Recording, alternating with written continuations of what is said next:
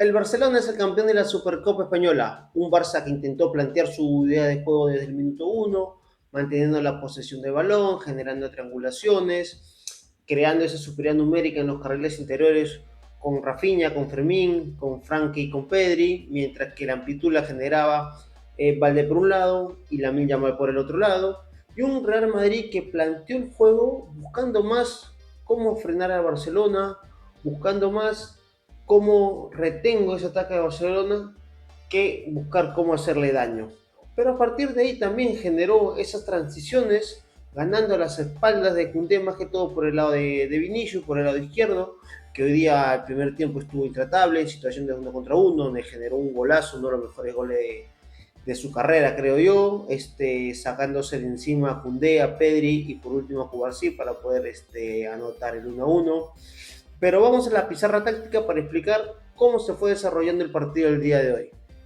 El Barcelona, como siempre, planteando con un 4-3-3 de inicio, es un esquema inicial, pero cuando se mueve el balón, cuando el Barcelona tiene la posición de balón, sabemos que la alineación es otra, que los movimientos son otros.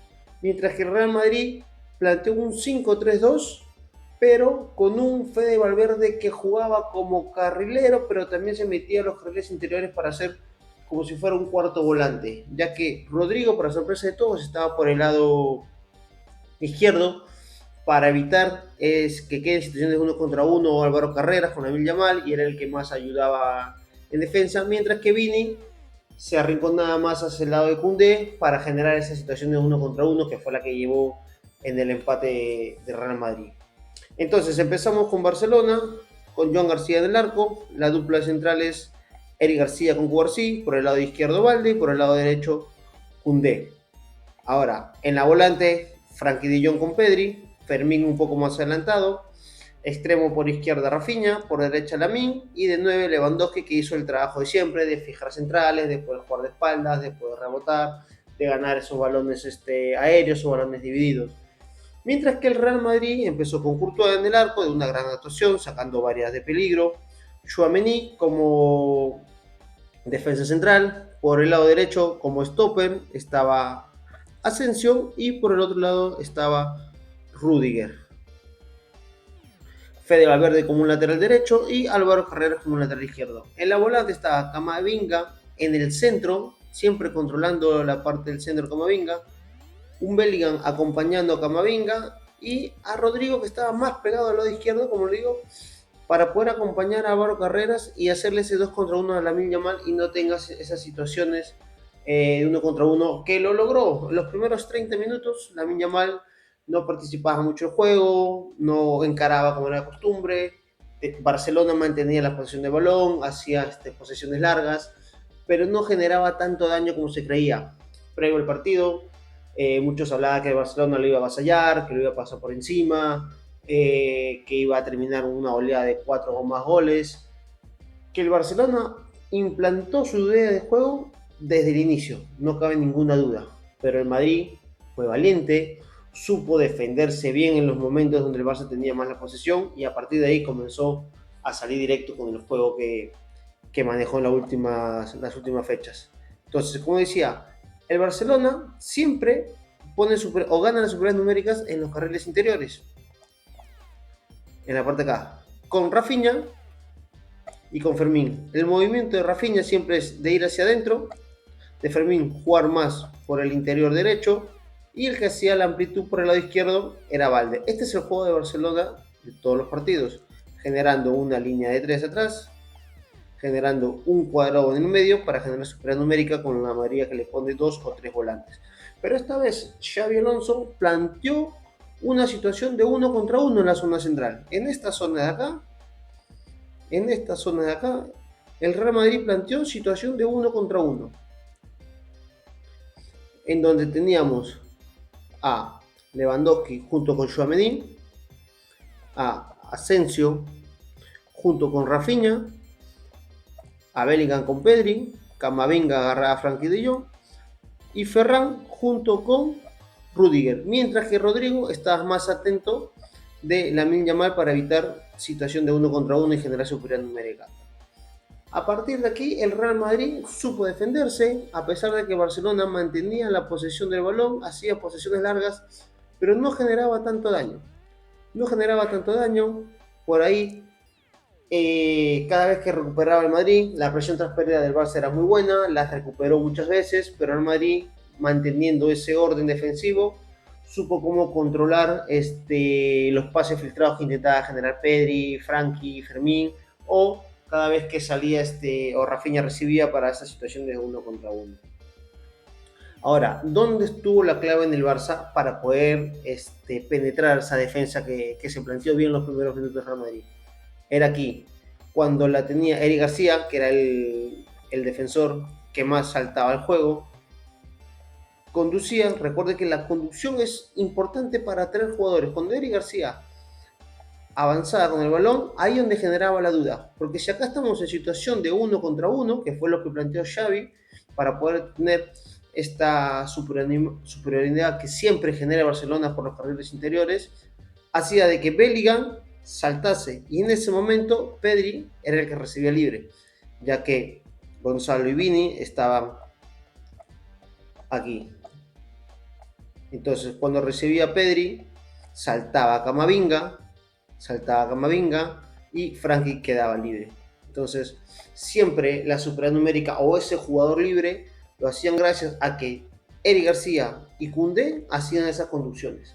Normalmente o mayormente lo hacía Eric García, ya que tiene una mejor técnica, un mejor paso, un mejor control de balón, y lo hacía de esta forma. Y a partir de ahí comenzaba a tener más la posesión del Barça, repito, sin hacer tanto daño, sin generar tantas situaciones de gol clara, pero siempre cerca del área rival. El Barcelona siempre cerca del arco de Courtois. El Barcelona atacaba por bandas con Lamine, como digo, los primeros 30 minutos no tuvo mucho participación, con un Balde que por ratos intentaba superar a Fede Valverde, pero recibía la ayuda de Asensio, y cada vez que Rafinha desmarcaba, Asensio estaba muy cerca de él. Entonces el juego se planteó prácticamente así como está. Todo el primer tiempo, o parte del primer tiempo, en campo de Real Madrid. Pero como sabemos, el Real Madrid no necesita jugar bien para ganar. El Real Madrid no necesita tener 10 ocasiones de gol para clavarte una. El Real Madrid puede estar lejos del área rival, pero nunca lejos del gol. Y se vio muy claro en los 2 goles de Real Madrid, sobre todo en el primero, cuando el Barça era superior, cuando el Barça dominaba el juego, después del primer gol de Rafinha, que ya vamos a ver las imágenes.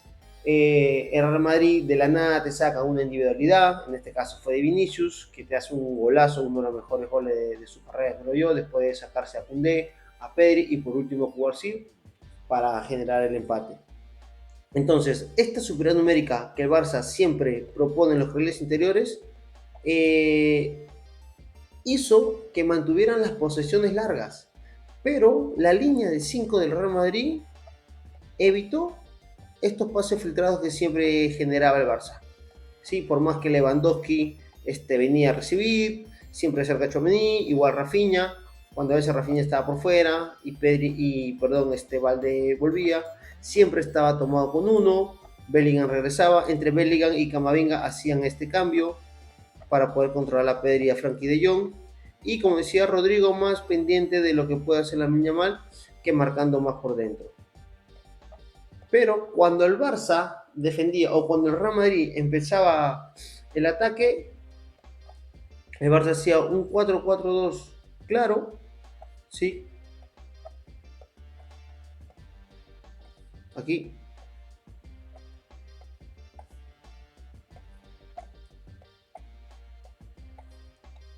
Y aquí generaba. Y en una de las salidas del Real Madrid, el Barça aprovecha tras una presión muy buena, donde los agarran mal parados, y acá tenemos la imagen. Acá tenemos la primera imagen del primer gol del...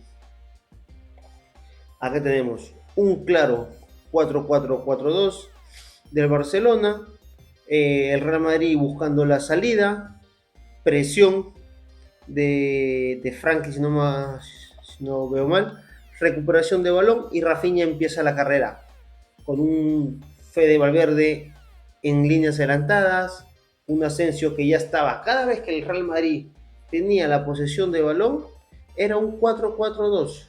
Era Fede Valverde arriba, Asensio que pasaba como lateral, Tchouaméni estaba por derecha con Tchouaméni y Rudiger, Carreras y Asensio. Y así se paraba el Real Madrid cuando tenía la posesión del balón. Así. Y pierde balón en salida. Y este espacio de acá es el que aprovecha Rafinha. Este espacio azul es el que aprovecha Rafinha. En donde encara a Tchouaméni y hace un verdadero golazo. ¿Sí? ¿Por qué? Porque en salida lo tenías a los dos laterales bien abiertos, a los centrales abiertos, a los interiores más adelantados. Y tras la recuperación del Barça, Rafinha, muy rápido, muy potente y pero muy bueno en 1 contra 1, marca el 1-0. Y se ve claramente en las imágenes. Aquí tenemos la imagen. Y ahí cómo termina en el 1 contra 1 con un Marco Asensio que recién estaba volviendo. Ahora, cómo el Real Madrid comenzó a hacer daño cuando el Barcelona manejaba el juego o hacía el juego que siempre buscaba de generar supernuméricas por dentro. Pasaba esto, que Vinicius se pegaba al lado izquierdo, Gonzalo García en el medio, y la salida del Real Madrid, salidas rápidas, salidas a máxima velocidad, generó esto, que Vinicius pueda tener estas situaciones de acá, de 1 contra 1, ya que Gonzalo fijaba a Cubarsí aquí, lo fijaba, y aquí generaba situaciones de 1 contra 1. Y a partir de acá comenzó a más o menos 3 o 4 situaciones donde Vini ganaba, por ahí ganaba un córner, donde ya se veía que por ahí estaba el negocio de Real Madrid poder encarar por ahí. Y a partir de aquí nace el gol del empate, que fue 5 o 6 minutos después del primero del Barça. Ya acá vemos las imágenes, como claramente el Barcelona con la línea de 3 queda en situación de prácticamente un 3 contra 3, pero las individualidades del Real Madrid y la velocidad, como estuvo Vinicius hoy, creo que día jugó para 8 puntos.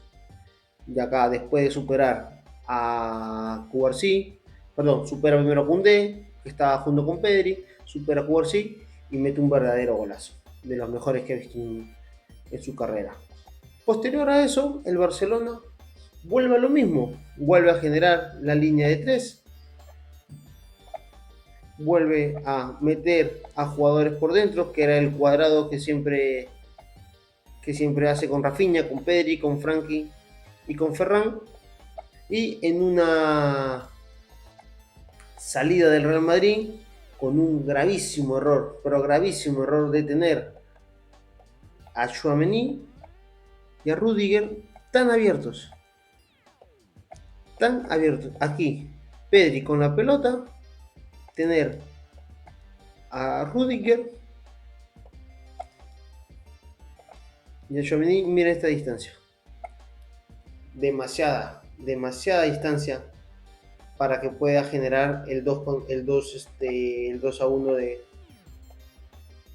aquí. Es donde Lewandowski tiene este espacio de acá para poder hacer el 2-1. Acá tenemos la imagen clara de cómo quedan abiertos, Pedri totalmente solo después de recuperar el balón, y queda frente a Courtois Lewandowski para generar el 2 contra 1.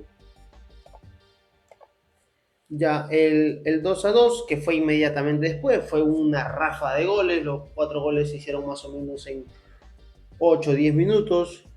Después de eso, como digo, el Real Madrid no necesita estar cerca del área rival para generar peligro. El Real Madrid no necesita jugar bien para hacer goles. el Real Madrid no necesita tener ese juego vistoso, tener posesiones largas. El Real Madrid funciona a partir de individualidades. En este caso fue un balón parado, un Gonzalo que hace un gol medio cayéndose, un Rafinha que estuvo cerca de poder defender esa pelota con la cabeza, pero que le quedó el bote a Gonzalo y termina poniendo el 2-2. Un primer tiempo donde se vio claramente una superioridad del Barça en la posesión del balón, pero generando daño estuvo en igualdad. Yo creo que era lo más justo el 2-2. Sí, el Barça un poquito mejor, manteniendo posiciones largas, triangulando por dentro, encarando por fuera. Llegó un segundo tiempo en donde cambian las cosas, donde ya el Real Madrid más en campo rival, el Barcelona más replegado, comienza a generar más situaciones en el Madrid, genera o empieza a tener un poco más la posesión del balón y Flick se da cuenta de este espacio que estaba dejando el Real Madrid ya con la defensa un poco más adelantada, sabiendo que con Lewandowski quizás no va a poder aprovechar esos espacios con velocidad y mete dos cambios interesantes que le cambia la forma de jugar al Barça ya. Sale Lewandowski y entra Ferran, ya que Lewandowski sí hizo el trabajo que se necesitaba en el primer tiempo, que era fijar a los centrales, de jugar de espaldas, de poder aguantar todos esos balones divididos. Ya con Ferran y con Dani Olmos, quizás el Barcelona podría ganar un poquito más de dinámica, un poquito más de volver a tener la posesión de balón y controlar el partido con los movimientos de Rafinha hacia adentro para poder generar esa supernumérica con el cuadrado por dentro y con Valde que aprovechaba esos espacios para poder sumarse al ataque por fuera y Lamine Yamal por el otro lado. Ahora, a partir de ahí se comienza a generar el tercer gol del Barcelona, justo con los dos que ingresaron, tanto con Ferran Torres junto con Dani Olmo. Y acá vamos a ver la imagen en cómo se genera el tercer gol. Tenemos acá cómo se juntan y hacen una pared, Ferran con Dani Olmos, se termina de generar la pared y le queda un rebote a Rafinha que entra en esa zona, en la zona más importante del campo, en la zona central, en la zona 14 como le llama Pep Guardiola, esa zona en donde hay que ser letal. Si te queda un balón en esa zona, tienes mucha posibilidad de que haga gol. Y en esta zona recibe el Real Madrid quizás con una defensa muy hundida, por más que tenga mayor cantidad de jugadores, porque volvió a la línea de 4, o mejor dicho, acá ya estaba con la línea de 5 y tenías a Bellingham con Camavinga delante de los 5, pero aún así, con esa pared, con esa aparición de Rafinha, termina poniendo el 3-2. Y después de ese 3-2, el Real Madrid comienza a poner los cambios, sale Gonzalo García, entra Kylian Mbappé, sale Vinicius, Rodrigo va por izquierda y entra Mastantuono por derecha.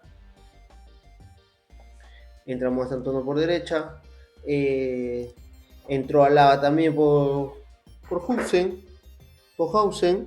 Y en el Barcelona entra Martín por Eric García.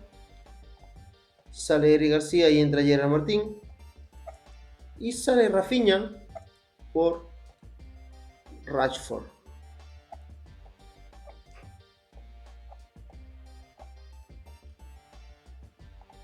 Acá entra Rashford. ¿Dónde está Rashford? Acá estás. Entonces el Barça vuelve con el 4-3-3 con Yamil por derecha, con Rashford por izquierda y con Ferran, con Dani Olmo por el centro. Ya con un Real Madrid más adelantado, ya con un Real Madrid en búsqueda del empate, con un Real Madrid que generó situaciones, que tuvo situaciones claras. Ya Barcelona que en los últimos minutos comienza a replegarse más, y a pesar de que se quedó con uno menos, ya que la expulsión de Frenkie de Jong hizo que Rashford venga acá por derecha, Dani Olmo se mete al medio y generar esta línea de 4 para poder defender ya un Real Madrid más en ataque, un Real Madrid que supo generar situaciones, que dentro de todo le quedan dos situaciones, una clarita a Gonzalo Carreras y al final un cabezazo de Asensio, si no me equivoco, tuvo para el empate. El Barcelona atrás, Rashford también tuvo una clara que, como digo, con estos espacios que dejó el Real Madrid, el Barcelona tuvo un par, una de Rashford que si avanzaba un poco más, si tenía un poco más de tranquilidad, podía haber generado el 4-2 y poder matar el partido. Pero un Mbappé que a pesar de no venir con ritmo, no venía con ritmo, pero estuvo muy activo, se movía mucho, pedía la pelota, hubo hasta un tono donde tuvo una que otra aparición, un Rodrigo que encaraba más, buscaba más, pero que no le alcanzó. Y en la conclusión final podemos decir que el partido se puede dividir en ciertos momentos. Los primeros 30 minutos del primer tiempo, con un Real Madrid con su línea de 5, mientras el Barcelona en campo rival, generando esa superioridad numérica por dentro, generando esas triangulaciones, esas asociaciones que por ahí generaron peligro. Luego, a partir de los 30 minutos para adelante, un Real Madrid donde estuvo ya más en campo rival. Y tras recuperaciones de Barcelona, se genera el primer gol de Rafinha, tras una presión en el centro de campo, queda en situación de uno contra uno Rafinha, que termina resolviendo de la mejor manera. Luego el Real Madrid, fiel a su estilo, replegado atrás, balón directo con Vinicius, que termina encarando a Koundé, a Pedri y a Cubarsí y terminó con el 1-1. Muy seguido de eso, igual un Barcelona metido en su campo, sale rápido una transición con una defensa de Real Madrid abierta, mal parada los dos centrales, un buen pase filtrado de Pedri para el 2-1 de Robert Lewandowski y al final una pelota parada en donde prácticamente cayéndose Gonzalo pone el 2-2. Un primer tiempo yo creo que fue justo, fue por más que el Barcelona haya sido ligeramente mejor, el 2-2 termina siendo justo por lo que hicieron los dos equipos.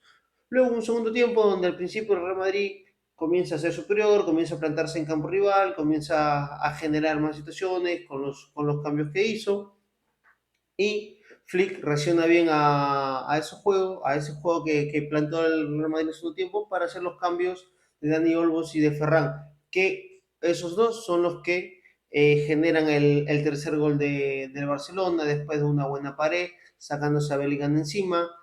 Rafinha queda libre en la zona 14 y después de un desvío de Asensio termina con el 3-2. Ya un Madrid al final adelantado, yendo al ataque con todos los cambios que realizó, no pudo alcanzar.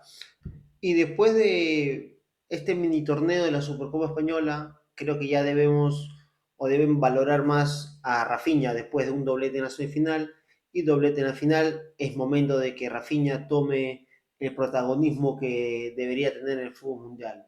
Un futbolista muy infravalorado, un futbolista que para mí es una locura que no haya estado en el 11 de la FIFA de la temporada anterior, que hizo una gran temporada. Entonces ya es momento de poder darle el lugar que merece.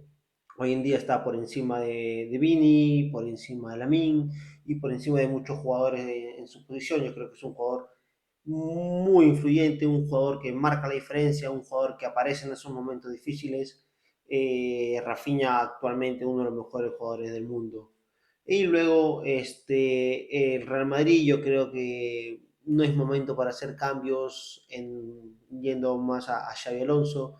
Yo creo que hay que dejarlo terminar la temporada, de que pueda asentar más la idea de juego, pero sí creo que Xabi Alonso no está trayendo la idea que tuvo en el Bayer Leverkusen. Yo creo que igual no es lo mismo dirigir a Leverkusen que dirigir al Real Madrid, pero creo que Guardiola se lo dijo previo al partido con el Manchester City, que Xavi debería mear con la suya, que significa de que muera con su idea o de que implante su idea y que mantenga su idea principal.